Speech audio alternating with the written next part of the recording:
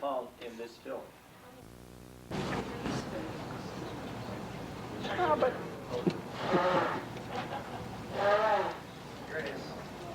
we want the sound. Yes. The actual landing on Mars.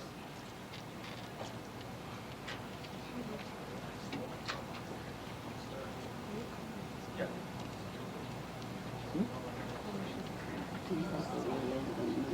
No. Oh, the moon? Yeah. Yeah. But that's in rare moments, but I haven't had that exposed to anything otherwise, but I guess it's got it. I just did hear a lecture on that. Yeah. Yeah. Yeah. Yeah. Yeah, I'd like to look into that book more. I don't know.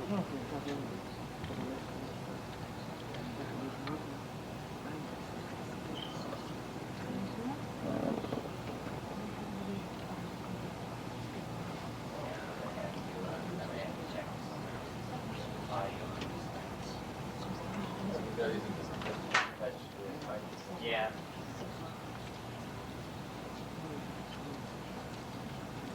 These are messages dropping on the screen in both Russian and English. We see the atmospheric pressure of 0.7 atmospheres, which is pretty good pressure. And finally, when the ship lands, some creature is crawling in the dirt nearby, right in front of them. Obviously disturbed by the... Something like a mole. Jesus. Well, this is a supposed landing on Mars, shot from a landing probe.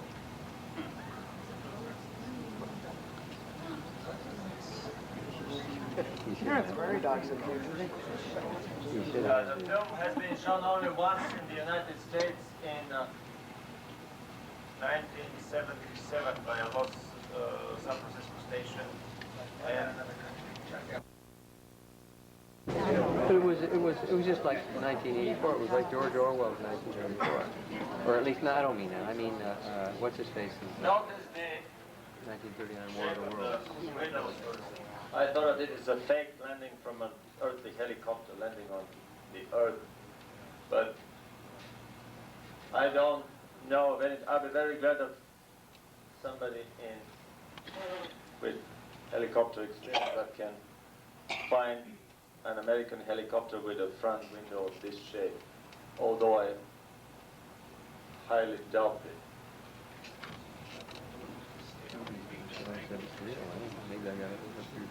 It is possible.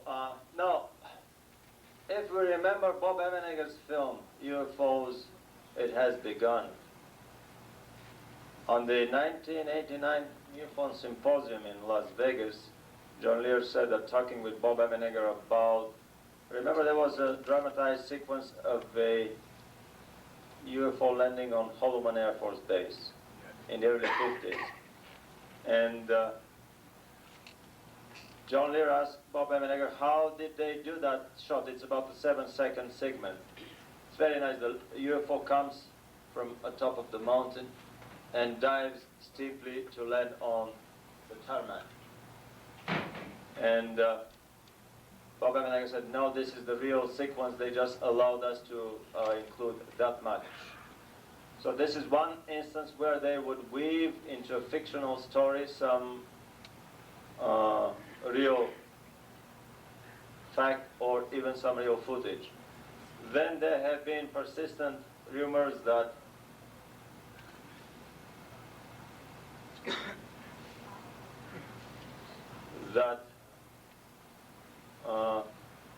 a wealthy Southern California movie producer has been shown actual footage of a landing of a bigger ship, and then that ended up with a production of a major fiction film on this topic, which is probably the story behind the film Close Encounters of the Third Kind.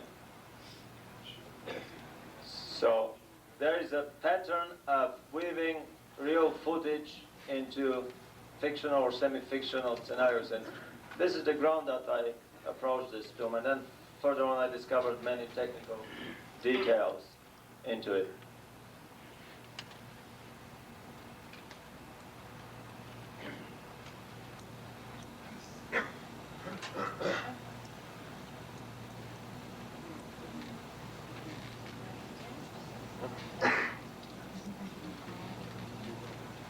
I have a question. Yes. Just to play the devil's advocate here.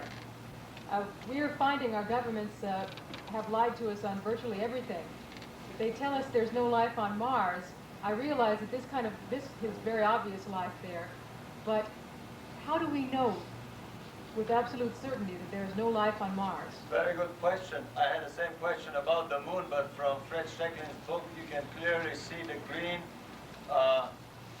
vegetation at some areas on the moon. Well, tell us more about that. Both the moon and Mars. No. It's a very interesting arrangement here. Whenever a camera is sent to a different world, it sits on top of the craft. A lens will be sticking out, but never ever was camera put inside a room with a window. You don't send an unmanned craft to Mars where the camera is inside the room, behind the window. Why? Because it's too expensive, the craft is too big. We're getting a good picture here, and coming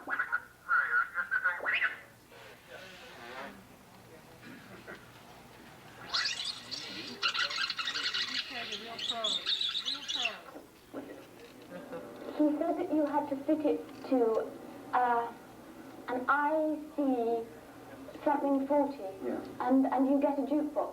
Does that mean anything? We've heard of it.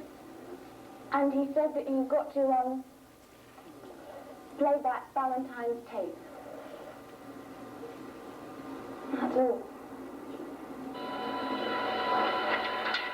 We connected up the printed circuit and played once again the videotape that Sir William Valentine, before his death, had sent to his friend, John Hendry.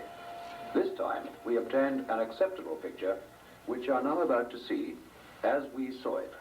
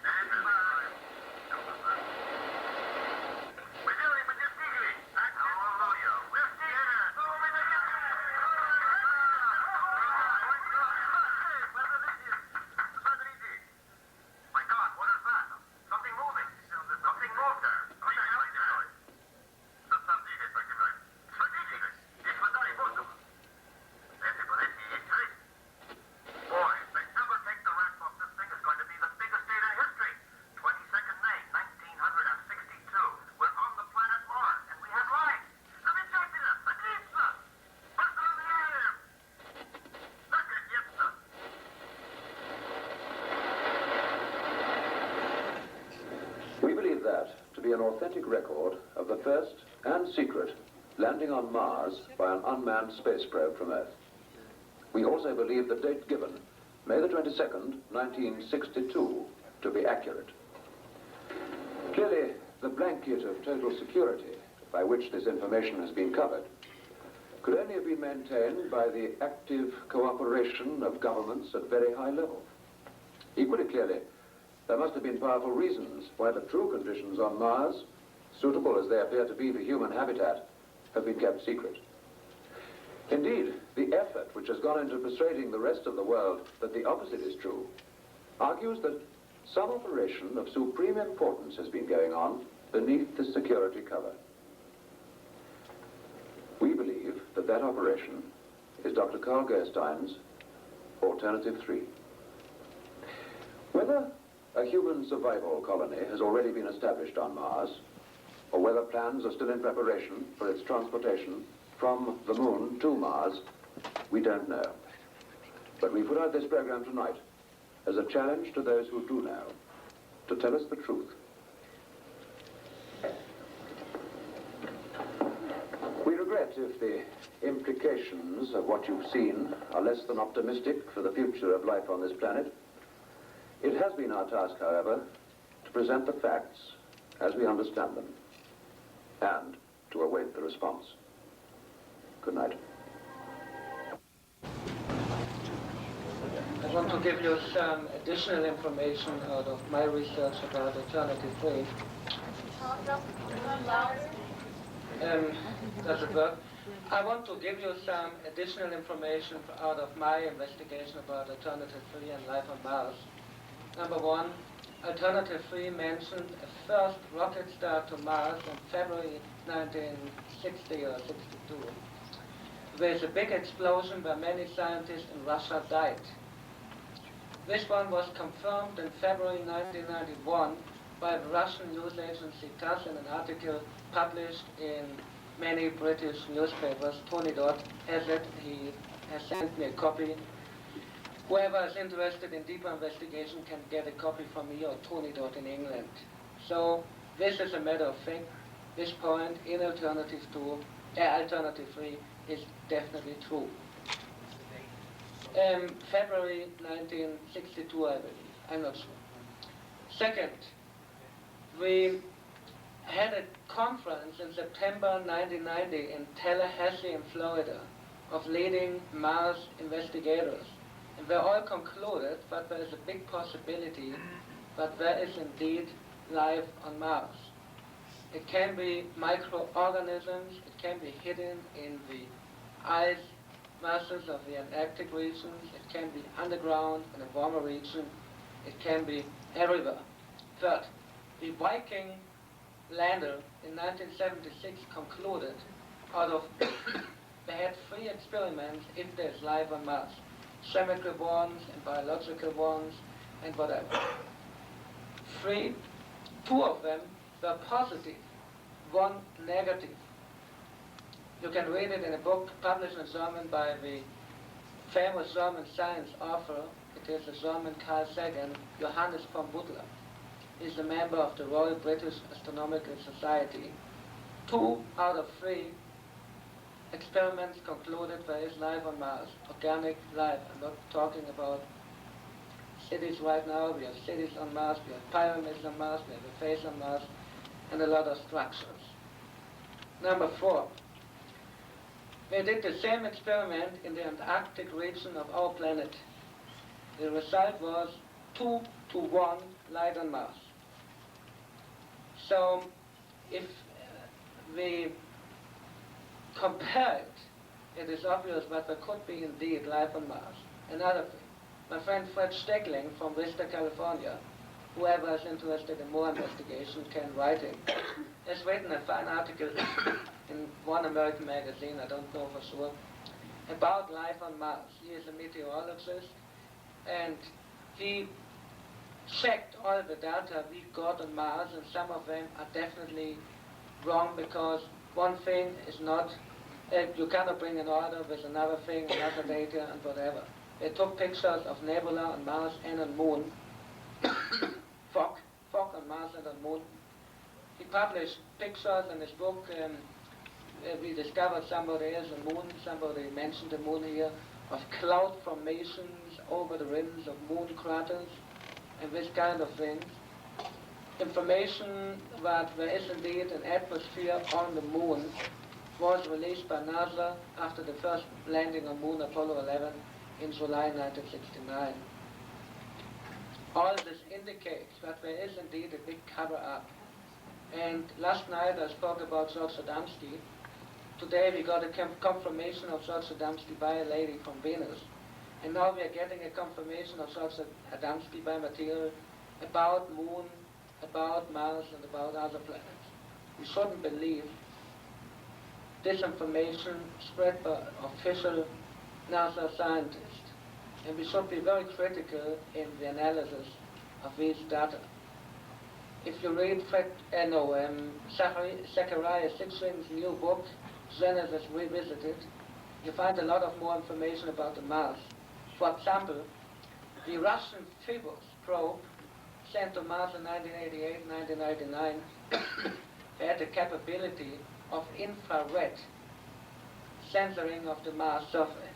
And they discovered rectangular patterns on Mars. Zachariah told me he saw the movie, and he's making a movie indeed with a Zurich movie producer, and they got the original Phobos 2 films from the Soviet Space Agency in Moscow. And you can see rectangular patterns like Los Angeles from the air. That's what Zachariah mentioned. So there is indeed a strong indication that there is, like David Bowie asked, is there life on Mars? Yes, there is life on Mars. Ladies and gentlemen, thank you very much. Vladimir. The first suspicious thing is that the camera is inside a cabin and it's looking through a window. The second suspicious thing is look at the curvature of the window. It shows that it is a circular craft and the lower diameter is larger than the upper diameter. So it's like a cupola type craft, which is a very familiar circular shape of a flying saucer. Let's go on.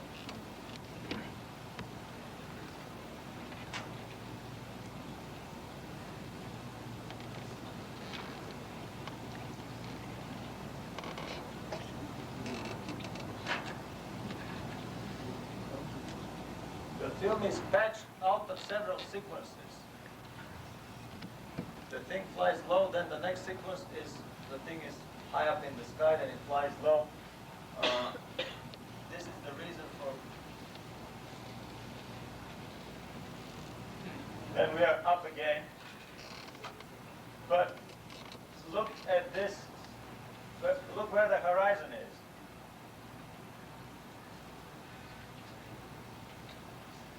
About a 45-degree bank to the right. We are making a 45-degree banking maneuver at almost 180-degree turn. This is probably the biggest argument against a standard Earth probe with a chemical thruster engine similar to the one that landed on the moon is used here, because the lunar lander can search for a place only along a straight line, and by pressing on or off on the throttle, you choose a closer or a further away place to avoid the rocks. But you can never make turns, and not at all a sharp banking turn and almost going back. Also, the acceleration of the pilots for this to be a chemical thruster craft would crash them into the seas.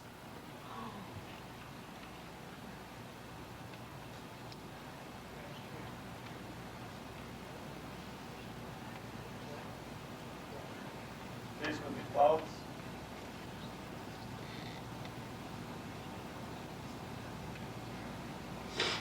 There is something like a that looks like a road here.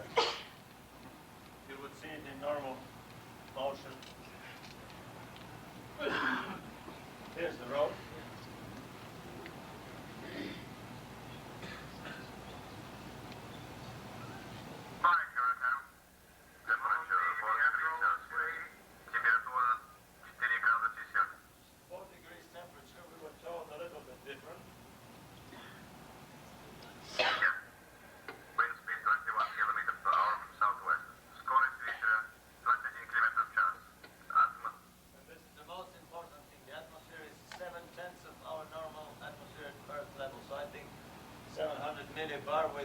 With the air pressure at like 6.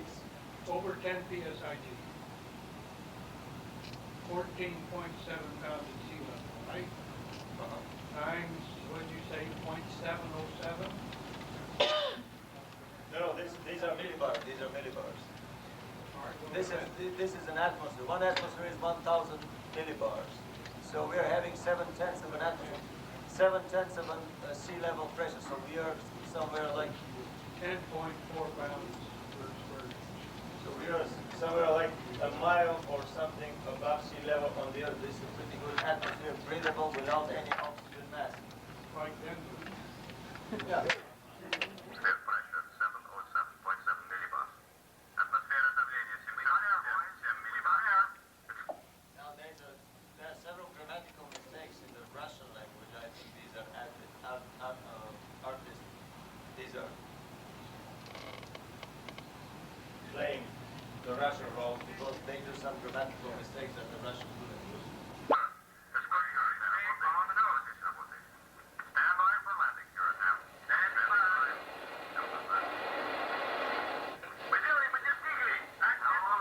We're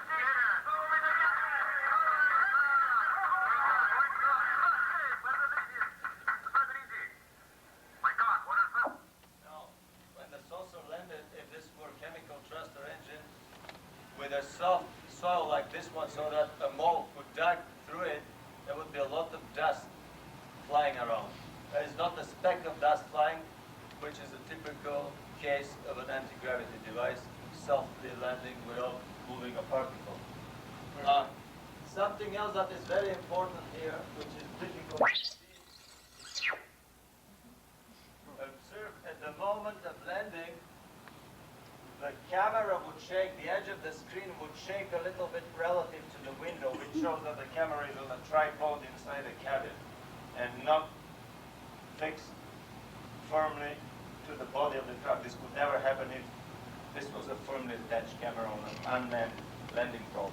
My suspicion is that this is a landing probe and that the crew and the source of the conversation is inside the craft and not elsewhere on the moon or here on the ground. And if you can see the shaking of the camera relative to the frame of the window. My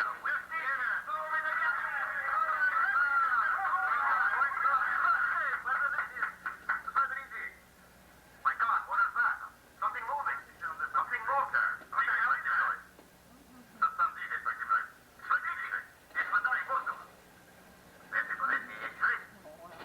Boy, if they ever take the wrap off this thing, it's going to be the biggest date in history. 22nd May, 1962. We're on the planet Mars, and we have life. Замечательно! Отлично! Поздравляем! Наконец-то!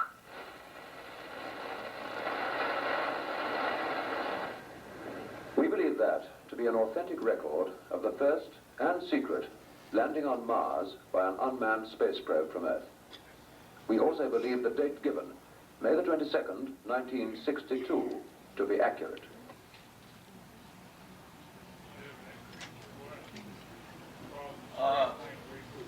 It is still open for debate, but for myself, I have found several very serious technical clues that would have surely been overlooked by a crew imitating this sequence.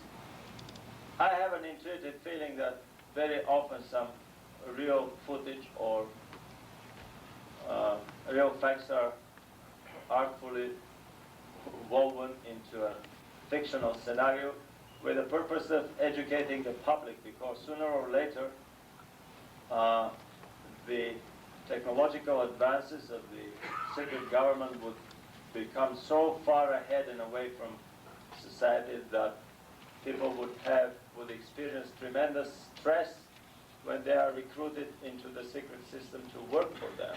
And this is something that they cannot afford to happen. It would be just a loss of too much money.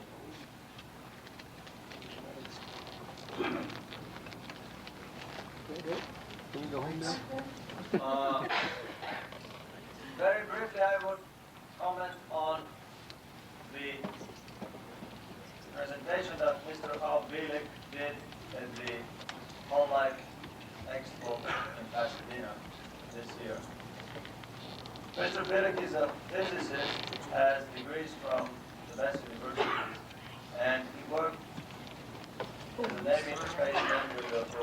experiment. Oh, geez, sorry. Basically, the government was shooting for optical and radar invisibility, and they ended up with time travel, teleportation, and throughportation. I was sitting amazed at the talk that he gave. It was very interesting because at the end of his talk, I had a feeling similar to the feeling of the first civilian leaders that were invited secretly to visit the crashed saucers and the dead alien bodies. And we know of their comments that they made. I had the feeling that the world has ended with finite, how was it said? Basically the stress that they were experiencing. And after our Bilik's talk, I was in a similar situation because, to summarize briefly what he said, basically,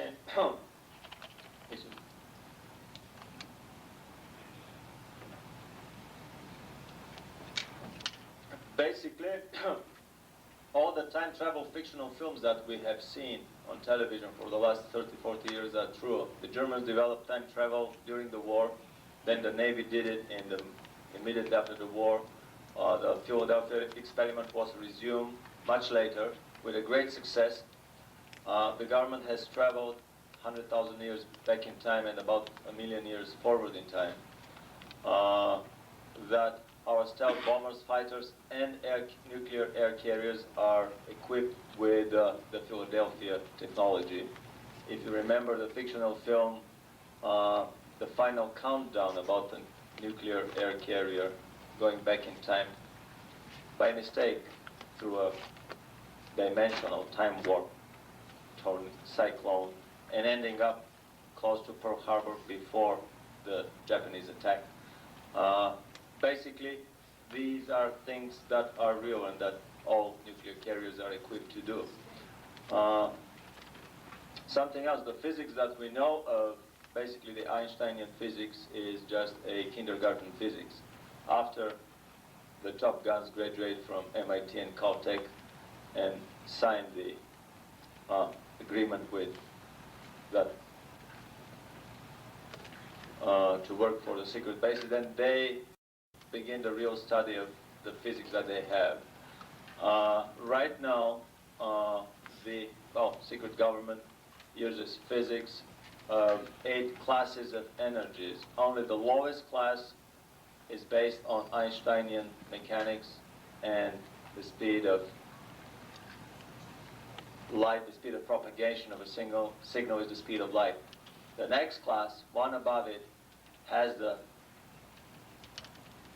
fastest speed of propagation equal to the speed of light squared. The third class is speed of light cubed, and so on up to speed of light to the 8th power. So you can imagine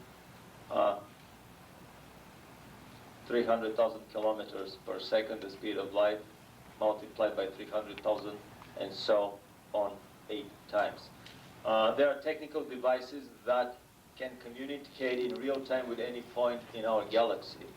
You don't hear this time delay that you're hearing when you call Europe and the signal goes through the satellite. Hardware built by American companies.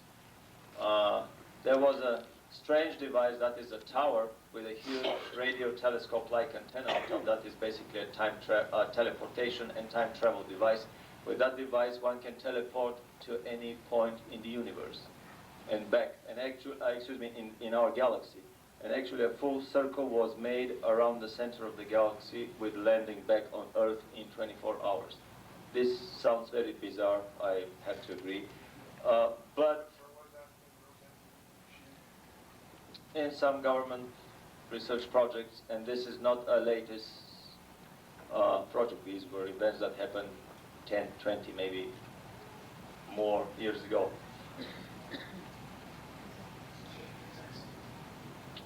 Also, time travels have been utilized by the government with the purpose of changing of our history. What we have seen in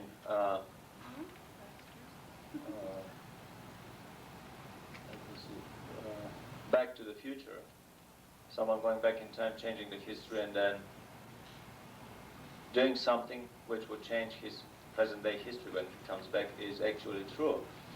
And there have been many instances of such experiments or attempts to change, to influence history in this or that way that is suitable to the government.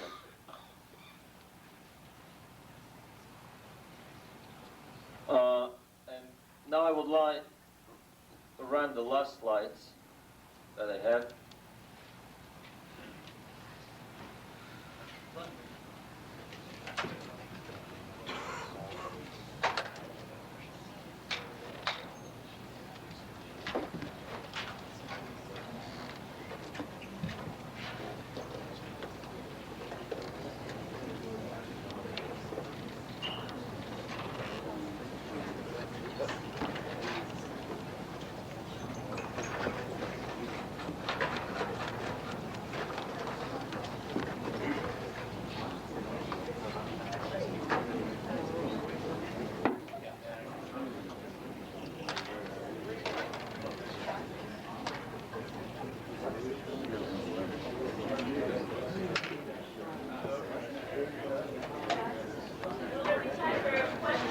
Yeah.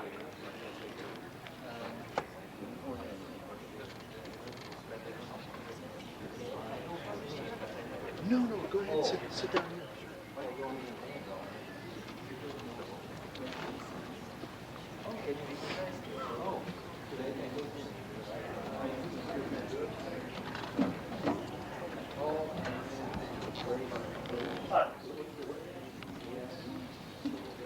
I don't know if you can turn down the lights again. I'm sorry, can we turn down the lights again, please? This is another nice book about discrepancies that doesn't make sense on the moon.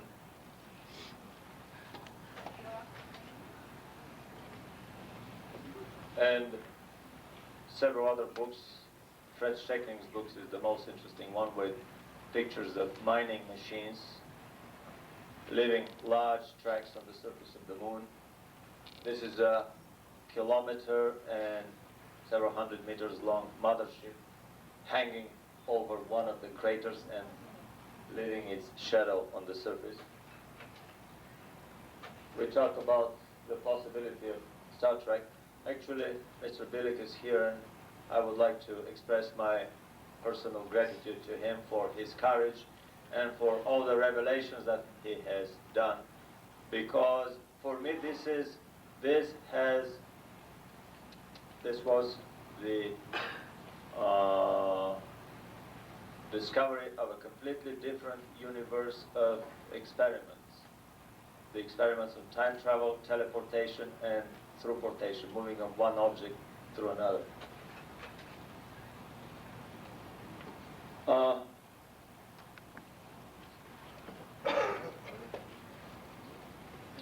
I've read a lot of books coming from Eastern Europe. I've read a lot of books on the KGB, on the GRU, which is the Russian NSA, and on methods of disinformation. Actually, as the superpowers had a fight for the German scientists, rocket scientists after the war, probably there had been a similar fight for the secret police and disinformation specialists from the Third Reich that were divided among the superpowers, and that brought these techniques of disinformation to them. Another important book that I find is Orwell's 1984, which appeared a little bit before the Cold War started. Recently I've been speculating about one scenario, that probably the Cold War started not coincidentally a year after the first saucer crash in 47. The Cold War started in 48. And the reason for that, the scenario for that, one shouldn't look further than Orwell's own book about the fictional political reality of 1984, where the world is divided into several super states, superpowers, constantly at war with each other, but a soft war, prophylactically nuking each other from time to time. And this all in order to support the secrecy and the totalitarian structure of these societies. So basically the Cold War is a version of the scenario that Orwell outlined in his book. With all these secret projects, joint projects behind the scenes, exploration of the solar system and beyond with a Star Trek scenario, joint bases on the Moon and Mars with the alternative 3 scenario. Obviously, the necessity of the Cold War was simply to keep the secrecy going on.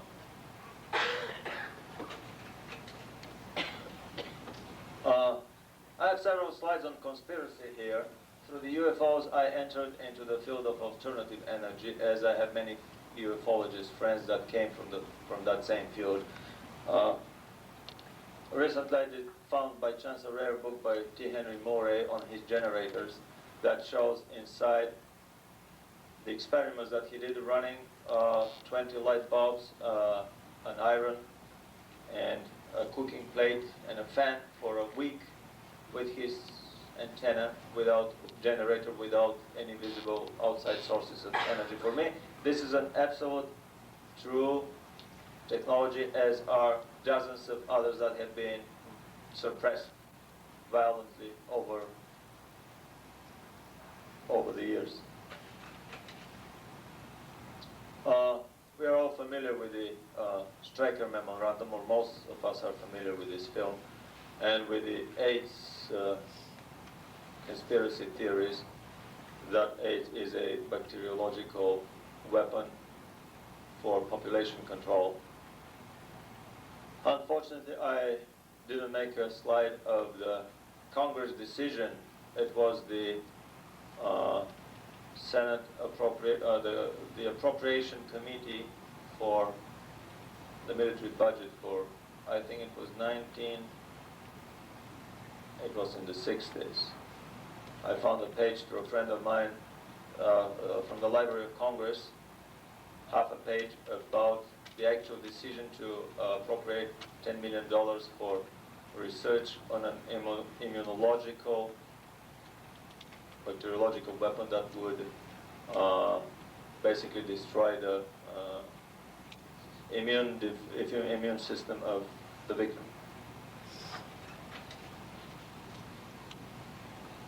We see the idea of the government utilizing flying saucers steadily starting to pop up into UFO literature.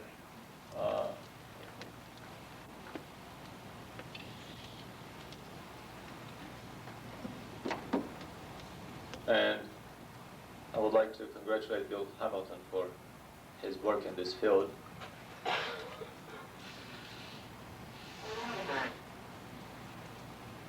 About the rumors that UFOs have been watching American saucers, and basically every NASA flight, and especially the flights to the moon, were followed by UFOs. Rumors that I've heard personally. My feeling now is that simply these flights were followed by American government saucers just as a safety measure, in case something happens. So there is truth even to these tabloid realities of saucers following our Apollo ships to the moon. There are several basic books on conspiracy that were important for my understanding of the society here.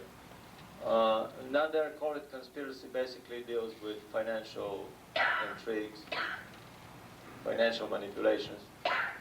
The Fourth Reich of the Rich is a brilliant book that, on top of the financial intrigues, it explains how the communist movement was started, financed, organized by the Illuminati, and by the financial oligarchy of Europe. It was literally a revelation for me.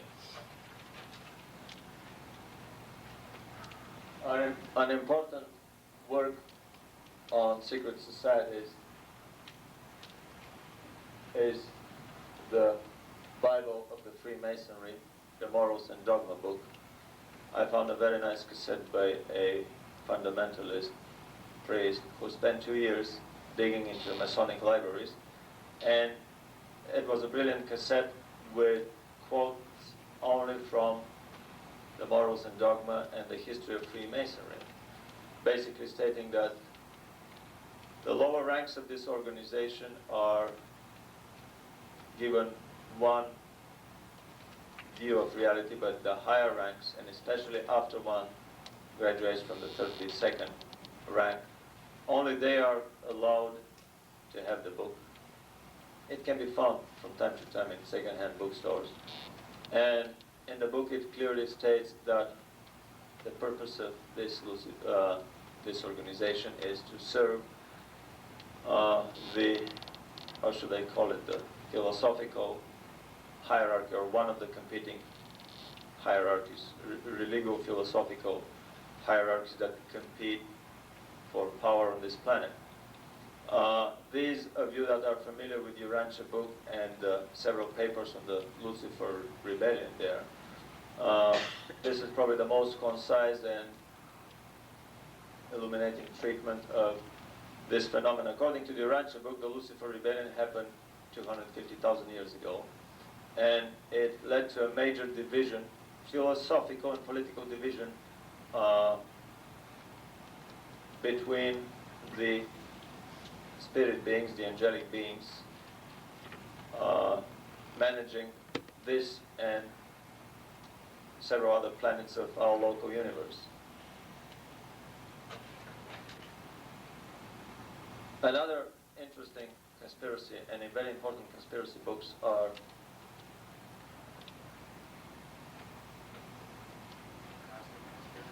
the Cosmic Conspiracy is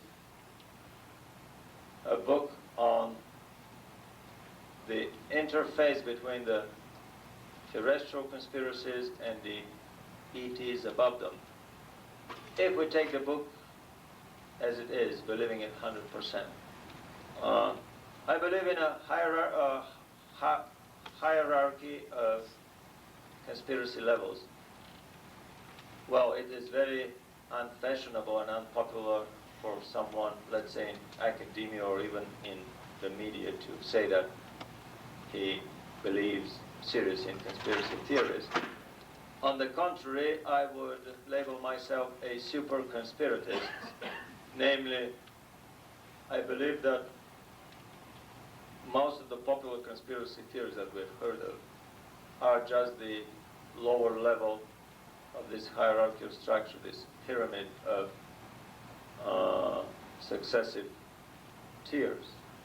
And the terrestrial conspiracies are interfaced with ET power structures, with confederations, with groups of planets around us that are naturally vying for power. All these different contactee accounts for me are, on top of everything else, they are a very interesting political campaign of different ET races presenting their business cards to our civilization. We may choose to go that way or the way of a different civilization. And probably this is the way that things work in the universe. When the time comes for a planet to be open to the outside world, then everybody who is in the vicinity and thinks that they may contribute with something will present their introductory package, their business card.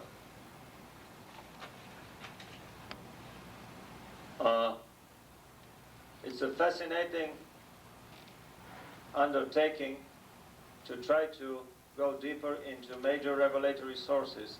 At the beginning I was a Billy Meyer freak. I believed only in this version, in view of the universe. Then I discovered the Urantia book, and soon I realized that they were incompatible in some major details. Very many of us tend to discard something if it contradicts with something else, without trying to find some deeper underlying reason and to try to patch the two seemingly confronting philosophies into a structure that would basically overlap without having the necessity to negate anything of the two. And very recently, just several months ago, I had some serious, a little bit deeper reading of the WASP book. And basically for me, I agree with the Rancher book as this is the continuation of the revelation given from the Trinitarian hierarchy, the Holy Trinity, the hierarchy of the Holy Trinity. The Rancher book is a continuation of the revelation given in the New Testament, while the WASP book is a continuation of the revelation given in the Old Testament. The WASP book is the universe according to Jehovah. These two books are propose two very different ascension schemes for our souls. Very different, incompatible. But it's fascinating because they share too many common values, and actually the ethical and moral values are the same. One has to do good and to love his neighbor in order to succeed in these two different schooling systems.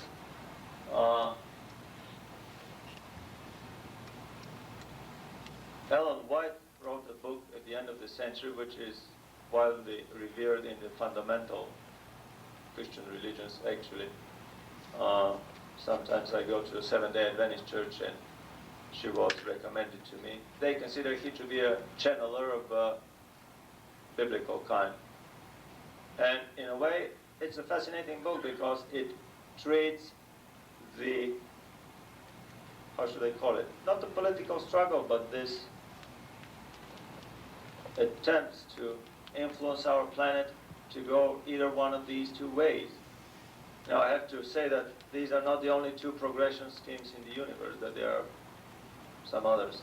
The Billy Meyer case is an interesting one because of their belief in the reincarnation. Interestingly enough, none of these two books include the reincarnation as a possible progression scheme. And I think that these are just possible and probably really existing alternative schooling systems in the universe. After this little brief discussion on terrestrial conspiracy theories, I would go a little bit into genetics, into genetic experiment. Recently, I've developed some keen interest. I'm trying to explain the gray alien scenario. This whole presentation has been a preparation for this explanation. The Germans tried to breed a super race with Mendelian genetics. We're told that it was a failed experiment, but very recently I heard through a person that I value very highly that actually similar experiments are going on in Brazil, in secluded places where kids are raised until the age of 10, basically in a cubicle without any human presence. The food is given through the input window and the output is taken through the output window. In order to devoid these individuals from any emotions, to make them logical, in order to increase their thinking potential. But I'm not a geneticist, and as I said, with this presentation I tried to investigate the keys to the magical keys to three kingdoms, the flying saucer, which is my field of research. I rely entirely on Mr. Bilik's discussion of the time travel research. And I will be very glad to pool resources with somebody who is specialist in genetics, because I have an intuitive feeling that our research in genetics is the major direction of our efforts. Make a content analysis of any scientific journal that you see, and you would immediately see that from the funding and from the articles that are published, maybe 2/3 are on genetics. These are pictures from these programs of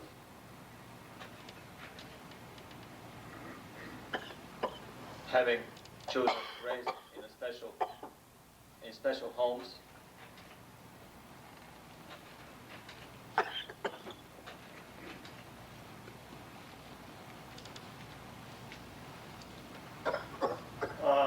The Germans had ample guinea pig material in the concentration camps.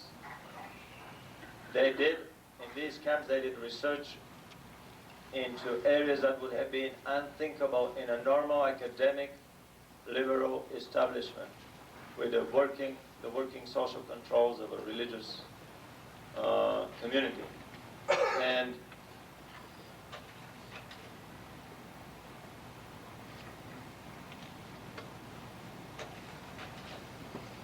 I've been investigating recently any candidates for any technologies that are candidates for the crackings of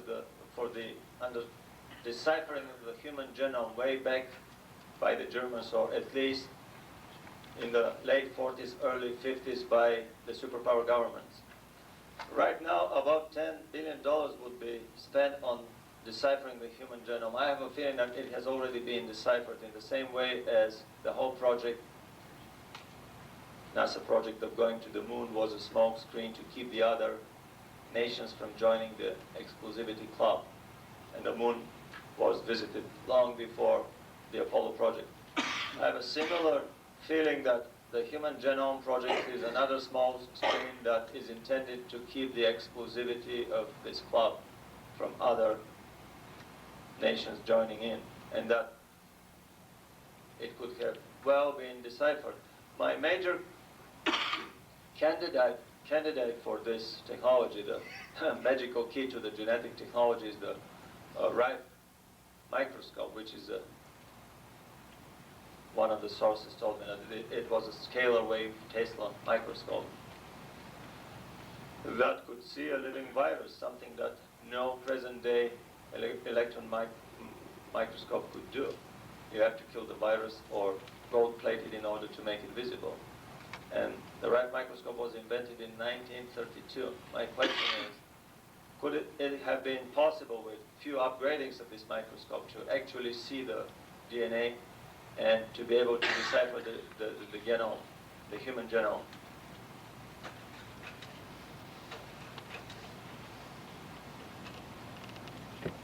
If this was true, then my feeling is that all the genetic experimentation that we read in books on the abduction scenario, but Hopkins' books, with his Tribble books and others,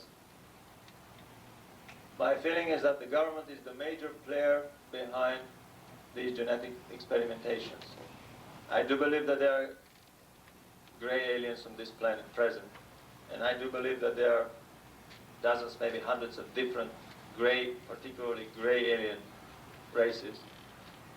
But my feeling is that it's not the Greys or their ET handlers that are interested in our genetics. I think that the government has the major interest in deciphering the secrets of the genetic code. Well, they have interstellar travel, they have time travel. Basically, there are a few other boundaries that are left unconquered. I think this is the last boundary, the genetic.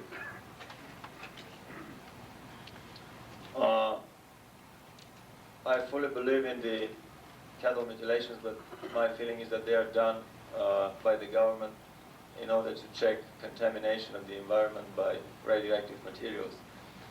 Coring out the rectum and the tongue area is a very simple physical means of measuring contamination on the input of a system and on the output, and correlating the differences.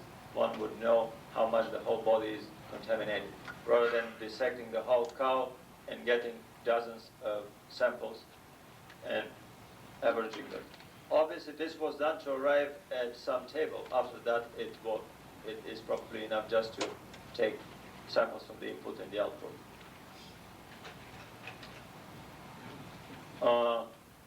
my feeling about the Gove Breeze sightings is that they tend to develop very similar to the Billy Meyer scenario. But unlike the Billy Meyer case that has been ignored, debunked by the government and the official UFO circles, my feeling is that this is a contact case that has been orchestrated by the government, and that is supported by the same people that have been most active in debunking Billy Meyer. I've talked personally, one by one, to all of them. I have my own test questions to figure out the political position of a UFO researcher, and all of them have tested positive. We all remember the Men in Black stories of the 60s. I have a feeling that the genetic experimentation has advanced so much that the human genetic code has been cracked and recorded on a computer, on a supercomputer, a long time ago.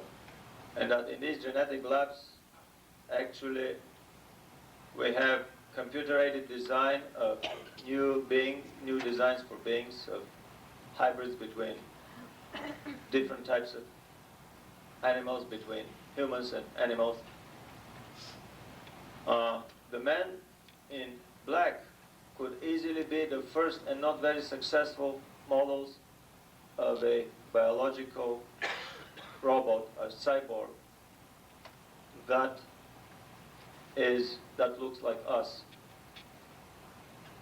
Mr. Data from the Star Trek reality is probably a more advanced version of such technology.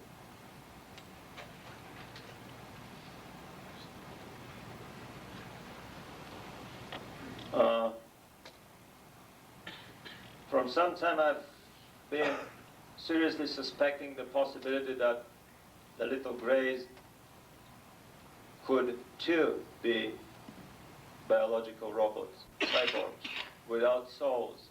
This would explain their lack of compassion and personality. This would very neatly explain their supposedly beehive mentality, where each individual is controlled by the collective of other individuals. It's not the collective, it's the supercomputer, either in the saucer or somewhere, the big mainframe. There are little grays that are cyborgs for other grays. Maybe the design was introduced here. With a proper technology, you can put a little gray, the information, the know-how, the software, how to build a little gray on few optical discs. And it is very easy technically to transfer such a being from one civilization to another. It would have even been created by our government.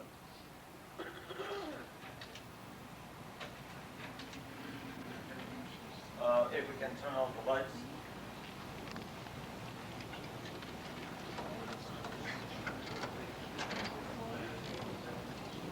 And this is basically the end of it.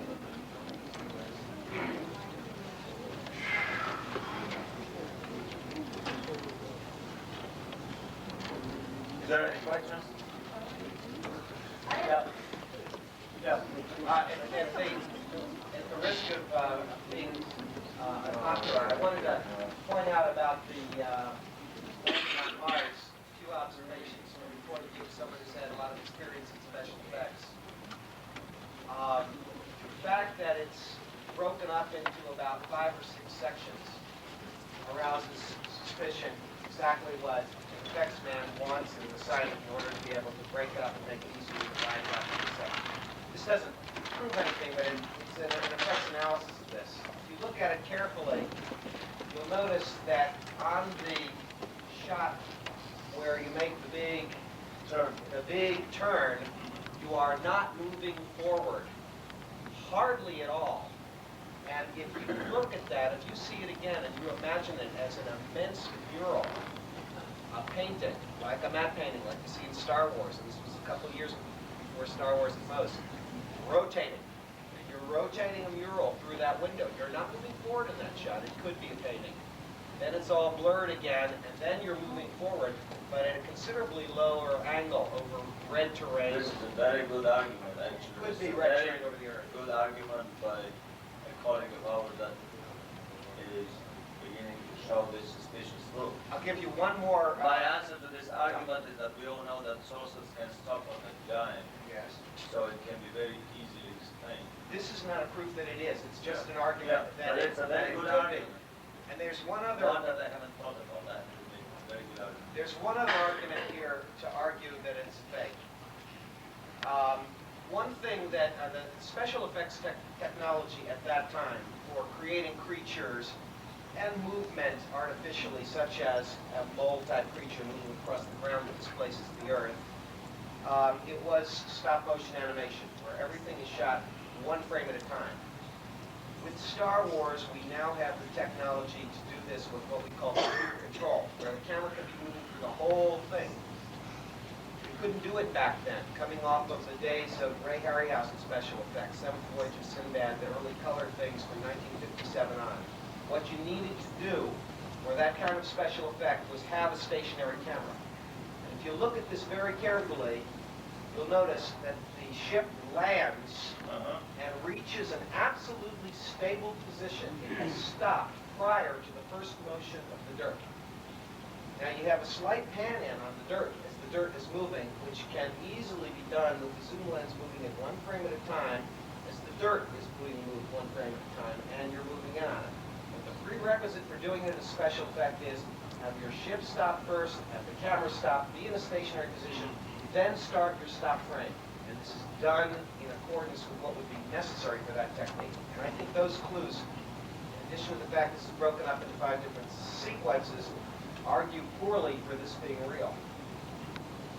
And I do think that some of the flyovers could be Earth shots over red desert. It can be easily faked. It can be easily staged, very easily. My feeling is that very often real facts and real footage is woven for educational purposes. And this is the only ground that I look at the film for being real. And to make one final sum up, I agree, it could be either way, but when you look at it